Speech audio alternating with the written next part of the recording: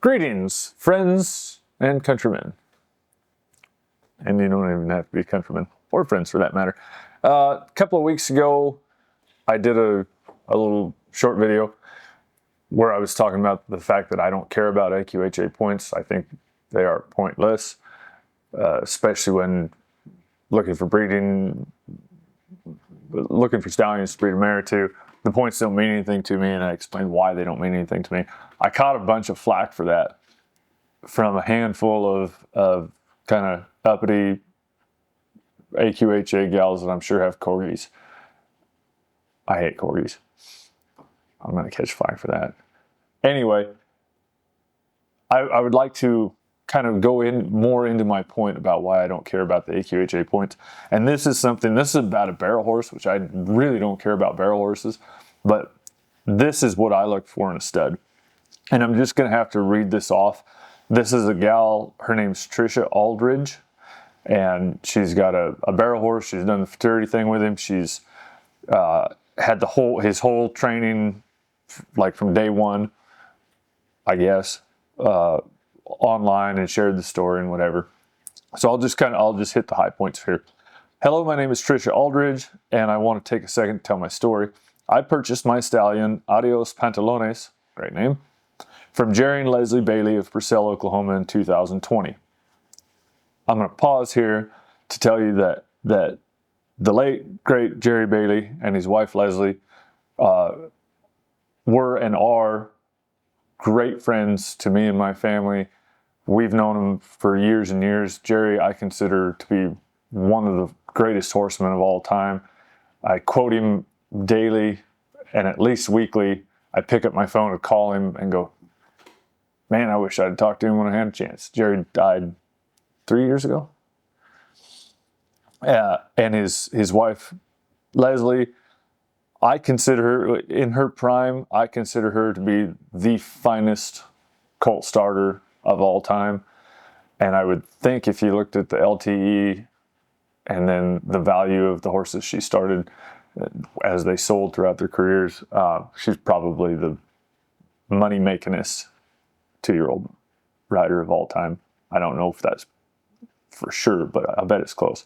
So Jerry and Leslie are dear friends, mentors to myself and my wife, and they raised really good horses. And so this gal, this Trisha, bought this stallion from the Baileys in 2020. Now we have to go over here. Shared my entire training journey online. Oh, and I wanted to also mention in part of her write-up here, she talks about how she prepped the colt, everything she did with it. She bought it as a yearling. She'd take it to barrel races and leave him tied to the trailer. She'd take him to town, blah, blah, blah. She did everything right. She found a really good colt starter that she mentions in here, and I've already erased it, so I can't tell you what his name was, or her name. I didn't even look. But found a really good colt starter, sent the horse away 1,000 miles away, which that right there is something that I wanted to mention. If you've got a really good colt starter in your backyard, like Cliff or me or Dave Thacker or something, well then yeah, by all means. But don't just take your colt to whatever colt starter is closest. And you going to visit the colt throughout its starting really hinders the colt and the colt starter. So she sent this horse away, said, do your deal. And she even mentioned in there, if he needs his nuts cut out, do it. Anyway, he didn't get his nuts cut out. So here goes into the main part of it. Came to his first race, Barrel Futurities, American Super Stakes, with a $5,000 entry fee. I bet on us as a team. This was the nicest colt I'd ever rode, and I wanted to show the world my best friend. This was it. This is what all my hopes and dreams had come down to, and everybody anxiously awaited to see if the colt was fast. At draw 21, he took the lead and barely got bumped into second at the end of the set. He won $35,000 on that one run. He tripped bad on the first round of the juvenile and finished third in the average, even with the stumble. At Oklahoma City, he finished fourth in the average, and we went to Perry, Georgia, where he found his gears, winning both rounds and the average, and from that point, we never looked back. Adios crushed every record there was to break in barrel racing. He hit the highest money earning futurity stallion in June. I have to pause there because I don't know for sure if that's the actual highest money earning futurity stallion in the world or just in barrel racing, but either way, that's really impressive to me. Highest money earning futurity stallion in June. He took over the highest futurity earning horse of all time. Again, I don't know if this is just barrels, but by his last futurity in December, running the fastest time of the entire week and winning the average. We took the public on the ride with us, showing every good and every bad moment there was because she put it all online.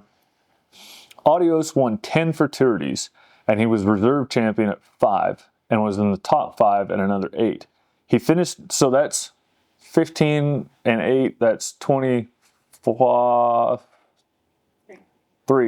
That's 23 futurities in his futurity year.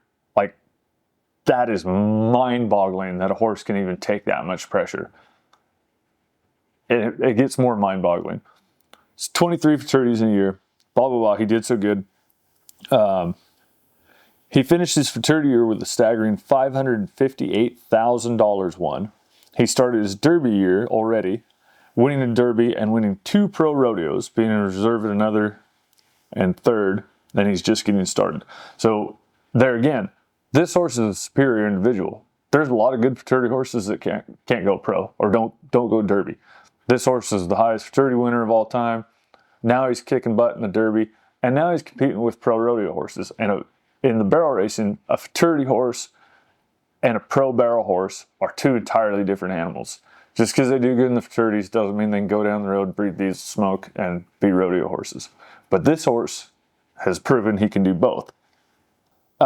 He is closing in $10,000 away on Slick by Design's record of the highest money earning barrel stallion of all time. And I honestly believe he'll be the first barrel stallion to hit the $1 million mark. During this time, all spring when he was home, he collected 3 days a week and bred 185 mares. So besides all the winning, besides all the diesel smoke, besides all the rest of this stuff, they're collecting him 3 days a week. And he's obviously got good semen if he got 185 mares bred in his first year of breeding. Here's the most important part. Most importantly, he finished his futurity year sound.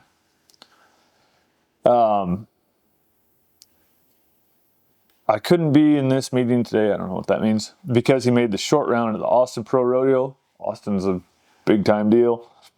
And at 5 years old, he advanced through the tournament style rodeo. That's why it's a big deal, because they do it tournament style, not like they do at the NFR. With the best horses in the industry, he amassed right at $30,000 in pro rodeo earnings this year. $30,000 on a single barrel horse in a year, it's a ton. This is only March. Yeah, and it's only March. We have NFR hopes. You're going to go to the NFR. Blah, blah, blah. She says some other cushy stuff there that I don't care about. My whole point was when I was saying I don't care about stallions that have got a whole bunch of AQHA points. I really don't care about mares that have a whole bunch of AQHA points. I don't care about AQHA points at all. Because this horse that I was just reading you about, Adios Pantalones, he's won a bunch. He's gone down the road. He's still sound. He's breeding mares. Like, to me, that's a stallion. And like I said in the beginning, I don't care at all about barrel horses. I don't like barrel horses. I wouldn't breed to him because I don't like barrel horses. But that's a real stallion. A stallion that's gone down the road, won a pile of money, and is still sound. And I know why he got there because I know the people that raised him. I know them really well, and they're 2 of the best horsemen I've ever met in my life. And obviously this gal that bought him and is campaigning him, obviously she's a great horsewoman, and I would love to get to know her personally. But that's why I don't care about AQHA points. I want to see money earned. I want to see diesel smoke. I want to see soundness. Points don't matter to me. It's like what was that silly show with Drew Carey? Where the rules are made up and the points don't matter. Whose line is it anyway? That's what the AQHA is. The real world would care about how much money they won and if they're still sound. And that's going to really piss off the AQHA people.